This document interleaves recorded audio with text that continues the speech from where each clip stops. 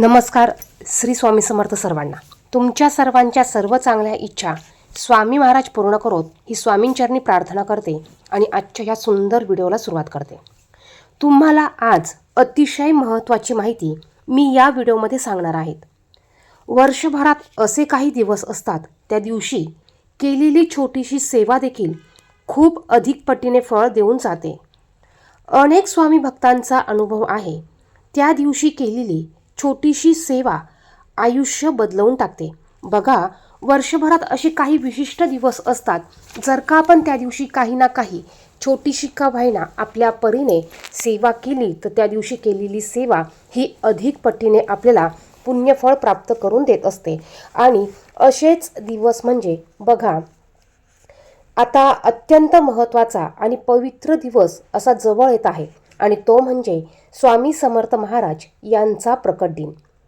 येत्या 20 मार्चला स्वामींचा प्रकट दिन आहे. हा दिवस स्वामी भक्तांसाठी दिवाळीहून कमी नसतो. असे म्हणतात की या काळात दत्ततत्व हे 1000 पटीने कार्यरत असतात आणि म्हणूनच या काळात तुम्ही एखादी छोटीशी का होईना सेवा केली तर त्याचं फळ हे अधिक पटीने मिळत असते. आता आयुष्यात कोणाला अडचणी नाही हो, प्रत्येकाला अडचणी असतात. प्रत्येकाच्या अडचणी ह्या सारख्या असतात का? नाही. प्रत्येकाच्या या अडचणी ह्या वेगळ्या वेगळ्या असतात. काहींच्या छोट्या अडचणी असतात, काहींच्या मोठ्या असतात, काहींच्या लग्नाच्या असतात, संसाराच्या असतात, पैशाच्या असतात, आर्थिक अडचणी असतात, आरोग्याच्या समस्या असतात. म्हणजे प्रत्येकाला आयुष्यात वेगळ्या वेगळ्या ह्या अडचणी असतात. परंतु ह्या सर्व अडचणींसाठी आपल्याकडे एकच सेवा आहे, ती म्हणजे स्वामी सेवा, दत्त सेवा. बघा, तुम्हाला आज अतिशय महत्त्वाची माहिती आपण या व्हिडिओमधून सांगणार आहोत. त्यामुळे व्हिडिओ कुठेही स्किप करू नका. व्हिडिओ शेवटपर्यंत बघा. तुम्ही देखील एक स्वामी भक्त, दत्त भक्त असाल तर कमेंट बॉक्समध्ये श्री स्वामी समर्थ नक्की लिहा. आणि तुम्ही हा व्हिडिओ कुठून बघत आहात आणि तुम्ही कोणत्या सेवा करत आहात हे कमेंट बॉक्समध्ये नक्की सांगा.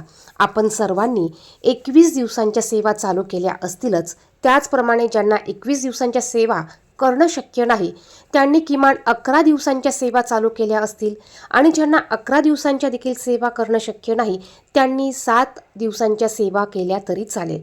बघा, याविषयीचा व्हिडिओ आपल्या चॅनेलवर आलेला आहे.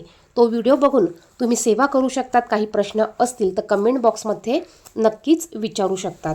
असं म्हणतात की स्वामी प्रकट दिनाच्या जो आधीचा आणि नंतरचा काळ असतो हा खूप कार्यरत असतो. आपण ह्या काळात आवर्जून छोटी का होईना सेवा करायची आहे.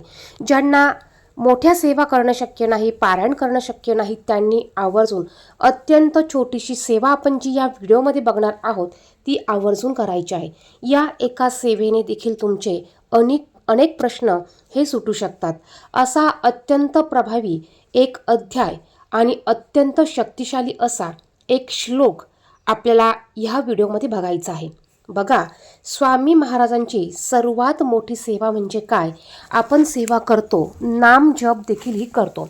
नाम जप, नामस्मरण ही सर्वात श्रेष्ठ सेवा असली तरी त्याहून अधिक श्रेष्ठ सेवा अजून एक आहे आणि ती म्हणजे जे अडलेले लोक असतील, नडलेले लोक असतील, ज्यांना खूप अडचणी आहे परंतु मार्ग त्यांना दिसत नाही किंवा मार्ग दाखवणारा कोणी नाही. मग अशा अडलेल्या लोकांना, नडलेल्या लोकांना आपण स्वामी सेवेचा मार्ग दाखवायचा आहे. त्यांना तुम्ही स्वामी सेवेपर्यंत आणायचं आहे, आपल्या केंद्रात घेऊन यायचं आहे.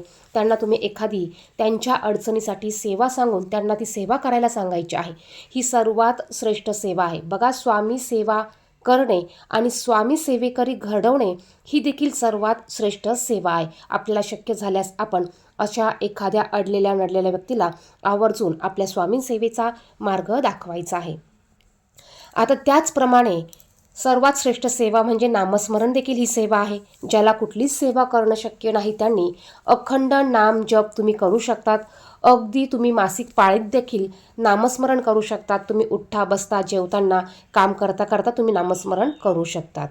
आता बघा, आपण ह्या काळात काही ना काही सेवा करत आहोत, जसं की स्वामी चरित्र सारामृत पठण करणे, तारक मंत्र वाचन करणे, श्री स्वामी समर्थ या मंत्राचा 11 माळी जप करणे, जे ते आपल्या आपल्या परीने सेवाही करत असते. आता प्रत्येक सेवा तुम्ही करणं किंवा त्याचप्रमाणे काही जण गुरुचरित्र पारायण देखील या स्वामी समर्थ प्रकट दिनापर्यंत करत असतात.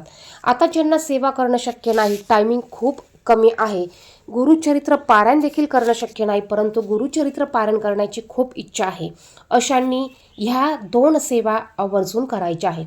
तुम्ही तुमच्या फावल्या वेळेत ही सेवा करू शकतात. ही सेवा आजी, आजोबा, स्त्री, पुरुष, लहान मुलं, ज्याला लिहिता वाचता येते अशी कुठलीही व्यक्ती ही सेवा करू शकतात. त्याचप्रमाणे आपण आपल्या रोजच्या नित्यसेवेमध्ये स्वामी चरित्र सारामृत या ग्रंथातील रोज क्रमशः 3 अध्याय आपल्याला पठण करायचे आहे. आता ही सेवा करताना बऱ्याच जणांना प्रश्न पडतो आणि बरेच व्हिडिओमध्ये अशा देखील माहिती दिलेली आहेत की मांसाहार तुम्ही करत असाल तर तुम्ही स्वामी सेवा करू नका. बघा, आपण सेवा ही मनापासून करायची आहे. आपण जरी घरात नॉनव्हेज बनवत असलो तरी देखील आपण ही सेवा करू शकतो. आपलं मन श्रेष्ठ पाहिजे, भक्ती श्रेष्ठ पाहिजे. आपण पूर्ण श्रद्धेने, विश्वासाने केलेली सेवा ही स्वामी समर्थांपर्यंत नक्कीच पोहोचत असते. परंतु सेवा करताना आपलं मन न डगमगता आपण सेवा करायची आहे. पूर्ण श्रद्धेने आपण ही सेवा करायची आहे.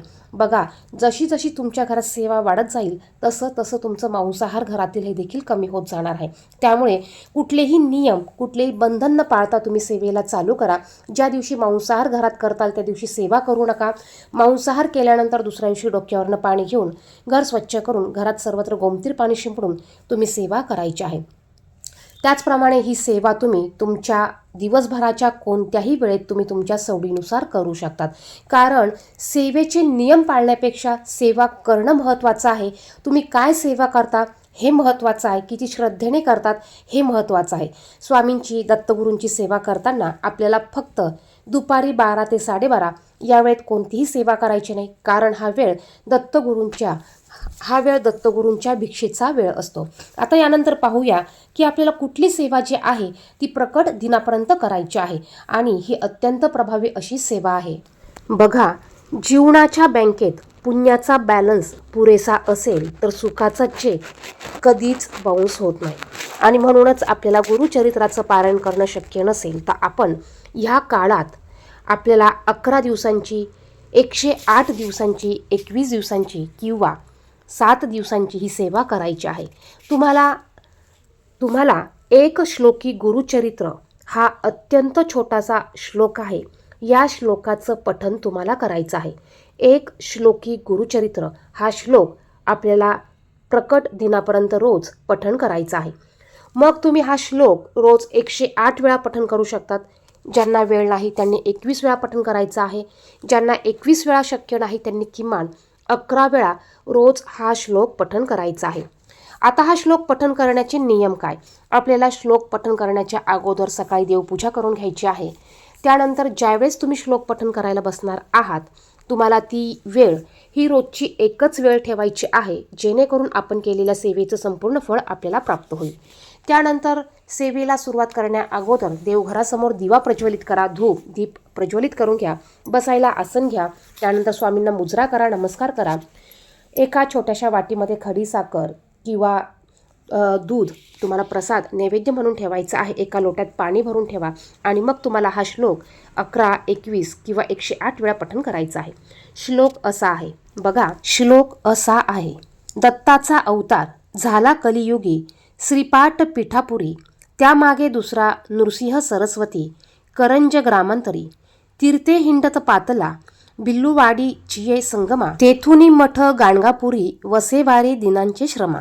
हा श्लोक तुम्हाला स्वामी प्रकट दिनापर्यंत पठण करायचा आहे. अत्यंत प्रभावी असा हा श्लोक आहे. या सेवेने गुरुची कृपा प्राप्त होते.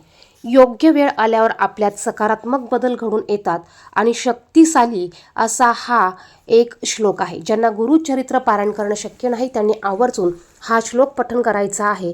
यामुळे आपल्यातील नकारात्मक ऊर्जा कमी होतात, घरातील नकारात्मक शक्ती ऊर्जा देखील कमी होते.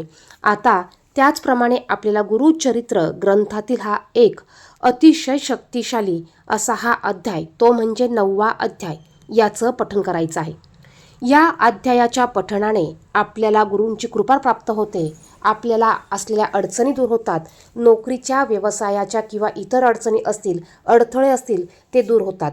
आपल्याला हा श्लोक आणि हा एक अध्याय पठण करायचा आहे. नियम दोघांना सेम आहे. सेवा करताना मांसाहार करायचा नाही. आपल्याला रोज काहीतरी नैवेद्य ठेवायचा आहे. सेवा करताना एका ग्लासात, एका लोट्यात पाणी भरून ठेवा. सेवा झाल्यानंतर यातील तीर्थ आपल्याला सर्वांना प्यायला द्यायचं आहे किंवा पिण्याच्या पाण्यामध्ये तुम्हाला टाकायचं आहे. अत्यंत प्रभावी असे हे श्लोक आणि अशी ही सेवा आहे. ज्यांना इतर सेवा करणं शक्य नाही त्यांनी आवर्जून ही सेवा करायची आहे. बघा, आपल्याला आपल्या सेवेचा बँक बॅलन्स वाढवायचा असेल तर आपण थोडा वेळ काढून ही सेवा आवर्जून करायची आहे. काही माहिती कळाली नसेल, काही प्रश्न असतील तर कमेंट बॉक्समध्ये नक्की विचारा. सेवा करताना बघा, मासिक धर्म अडचण आली तर सेवा थांबवून घ्यायची आहे. सेवा करता येणार नाही.